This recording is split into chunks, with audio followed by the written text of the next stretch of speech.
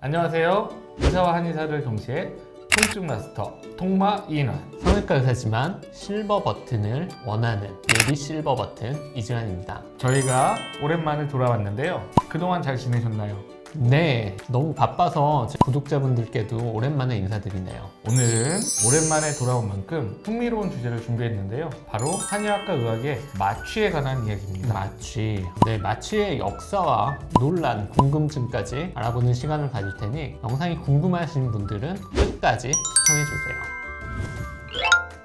한의학에도 마취가 있나요? 제가 한의사가 되기도 전에 한의 쪽에서 마취를 성공했다는 기사를 본 적이 있습니다.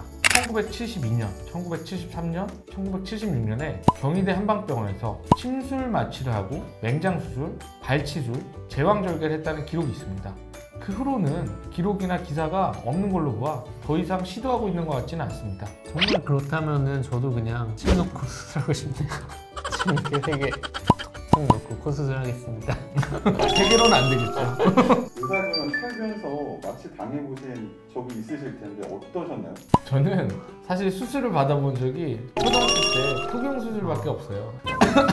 그때 가장 기억이 남는 게 이제 동생이랑 같이 이제 외과에 가서 포경 수술을 하는데 동생이 먼저 포경 수술을 당하고 있었어요. 그리고 저는 다음 차례 기다리고 있었는데 친구랑 같이 있지 않나요? 친구가 있었어요. 성현이가 있었던 것 같은데 무서워서 친구랑 도망을 갔어요. 그러다가 다시 이제 아빠한테 잡혀와서 수술 받은 기억이 있습니다. 근데 신기하게 동생은 진짜 대인배 같은 게 그때 무서워하지도 않고 울지도 않았던 것 같아요. 엄청 울고 이제 무서워서 도망가는데 아프지는 않았으나 뭔가 당겨지는 그런 느낌은 계속 나고 기분이 좋지는 않았습니다. 정말 뭐 라떼 시절의 자극적인 이야기네요. 저는 초등학교 입학 전에 기억하시는 제가 팔이 골절돼서 전신 마취로 수술을 해본 적이 있는데 골절은 회복되었지만 지금 딱 보시기에도 딱 흉터가 많이 남아서 저는 이를 계기로 봉합에 신경 쓰는 성형외과 의사가 된 계기가 되었습니다. 그 마취가 없었을 시절도 있어서 어떤 식으로 수술을 했었나요? 제가 이제 한의학의 얘기를 좀 해보겠습니다. 정말 예전 얘기예요. 중국의 삼국지 시절에 지금까지 가장 유명한 의사는 화타라는 의사입니다. 화타가 왜 유명하냐면 삼국지에서 관우가 화살을 맞고 그 관우의 뼈를 긁어내는 수술을 해준 의사가 화타입니다. 관우가 이제 바둑을 두고 있었다고 하죠. 그때 화타는 당시 중국 의학의 주류였던 침이나 뜸, 탕약 치료에 모두 능통했다고 합니다. 하지만 무엇보다 그를 유명하게 했던 것은 마취제를 이용한 수술이었습니다. 마비산 또는 마페탕이라는 탕약을 환자한테 먹여서 혼수 상태에 빠뜨린 뒤 수술해서 병을 고치는 기술로 잘 알려져 있습니다. 마페탕에 대해서는 다음과 같은 기록이 있습니다.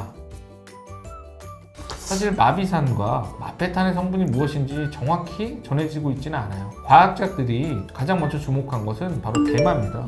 대마초죠. 대마초는 오늘날 의학적인 목적으로 거의 사용하지 않습니다.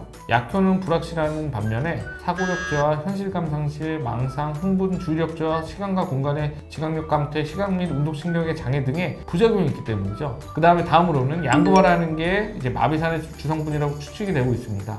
양금화란 가지과의 일종인 흰동말풀에 꽃을 말려 만든 한약재 이름입니다. 흰동말풀의 꽃에는 동물의 생리적인 작용에 영향을 끼치는 알칼로이드가 많이 함유되어 있어서 예로부터 약재로 사용되었습니다. 서양 의학에서도 코카인이란 약물을 혀에 대봤을 때 혀가 마비되는 그런 증상을 통해서 국소 마취제가 발전을 했는데요. 혹시 치과에서 웃음가스라고 들어본 적 있나요? 들어봤습니다. 애들 데리고 치과에 갈 때 보았는데요. 참 궁금했는데 이번에 알아보니 웃음가스가 마취의 역사의 또 시작점이었습니다. 아산화질소는 영국의 화학자 프리스틀리가 발견하고 험플리 데이비스가 이 가스를 흡입하는 사람들이 기분이 좋아져 걱정이 줄고 자제력을 잃는다는 사실을 알아냈어요. 그래서 1800년대에 그는 이 가스를 아산화질소라고 이름 짓고 마취제의 효능을 입증한 내용의 논문을 발표했다고 합니다. 가끔 마취제가 본래 치를 벗어나서 좀 남용되는 이슈들을 좀 볼 수 있잖아요. 가장 문제가 되는 게 프로포폴 얘기인데, 프로포폴 중독은 사실 아주 큰 문제입니다. 실제 프로포폴을 투여받고 깨어나면 되게 기분이 유포리스해진다고 하는데, 이 기분이 좋고 행복해진다는 뜻입니다.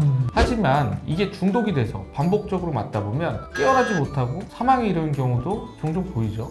엄연히 약물 중독이고 불법 행위입니다. 저는 내시경을 할 때 프로포폴 맞고 시술을 했는데요. 정말 잠깐 잤다가 딱 깬 기분이었는데, 저는 상대적으로 뭐 기분이 좋거나 의존성이 생기거나 그런 점은 없었던 것 같습니다. 그리고 저희 성형외과 수술실에도 수면 마취를 하고 그 상태에서 국소 마취를 하여 통증을 없앤 후 수술을 하는데, 프로포폴은 수면 마취 시에 굉장히 좀 안전하고 깨는 데에도 걸리는 시간이 적어서 잘 사용하면 효과적인 약물이라고 생각합니다.